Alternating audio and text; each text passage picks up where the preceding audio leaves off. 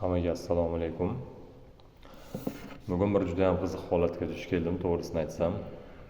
Yaqinda bir maqola o'qigandim, kasblar haqida, professiyalar haqida. Shu maqolada bir frazaga duch kelgandim.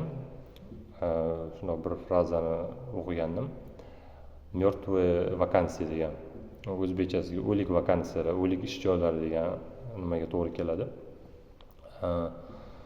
Bugun shunaqa vakansiyani hayotimda haqiqatdan uchratdim. Juda ham bir qiziq holat bo'ldi.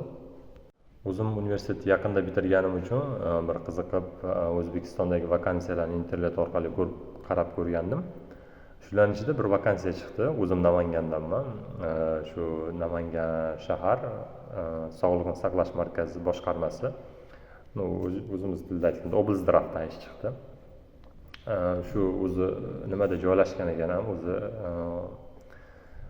ochiq portalmi qanaqadir nima yagona portalmi shunda ham o'zi joylangan ekan bu vakansiya. Shu oblzdravda qanaqadir bosh mutaxassis degan ish ekan.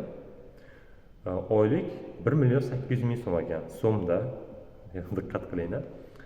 1.800.000 so'm oylik ekan. Endi shu 1.800.000 so'm oylikka qo'yilgan talablarni, trебованияларni men sizlarga birma-bir o'qib beraman. Namangan viloyati Sog'liqni saqlash boshqarmasi degan bosh mutaxassis bolalarga tibbiy yordamni tashkillashtirish sho'basi oylik zarplata 1.800.000 so'mda.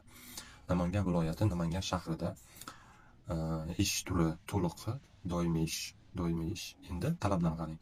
Kamida 5 yillik staj, ta'lim darajasi oliy, PhD darajasi talab etilmagan, test turi ham shu testdan bo'lar ekan bunga.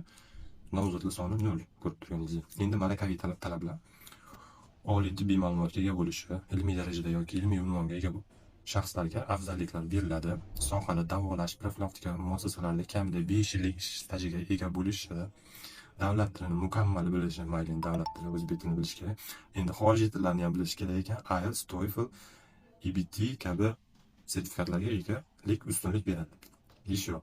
Kompyuter savodxonligiga ega bo'lishi, Microsoft Office bo'yicha amaliy bilimlarga ega bo'lishi, tuman, shahar aholisiga ambulator va statsionar birlamchi tibbiy sanitariya yordami, tez tibbiy shoshilinch yordam xizmatlari hamda ona va bola salomatligini muhofaza qilish hamda tibbiy yordamni diagnostika va davolash standartlarini ishlab chiqish, ushbu xizmatlarni takomillashtirish yuzasidan taklif kiritish salohiyatiga ega bo'lish.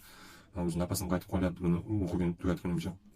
Tuman, shahar miqyosidagi davolash profilaktika muassasalari uchun dori vositalari va tibbiy buyumlar yillik ehtiyojini va buyurtmasini tuzish, ma'lumotlar to'g'risini tahlil qilish hamda dori vositalari va tibbiyot buyumlarining davlat xaridini tashkil etish yuzasidan takliflarni kiritish salohiyatiga ega bo'lish. 1.800.000 oylik uchinchi.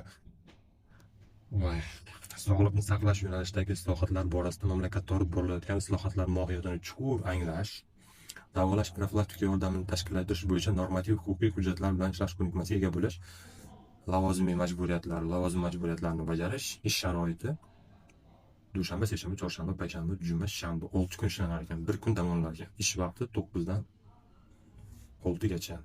Mutaxassisligi tibbiyot yo'nalishida oliy ma'lumotga ega bo'lishi lozim. Oliy ma'lumotli inson 5 yil qayerda 5 yil yo 6 yil vrachlik ko'pincha 5 yil yo 6 yil o'qishadi. 5 yil 6 yil o'qigan inson, 5 yil umrini sarflagan inson, 5 yil o'qigan. Yana 5 yil qayerda ishlagan ham bo'lishi kerak ekan. Umri общий hisobda 10 yil umri shu meditsina sohasiga ketgan, tibbiyot sohasiga ketgan odamga 1.800.000 so'm oylik taklif qilishyapti. Mana shuni menimcha o'sha o'lik vakansiya desa kerak, mертвая vakansiya deydi. Ish bor, lekin ish yo'q. Hech kim bunaqa ishga bormasligi aniq. Trezorlarda, televideniyada hammasida aytishadi, shu ish joylari bor, maydincha ish joyi yaratdik, shunaqa, lekin bu ishlarga hech kim bormasligi aniq.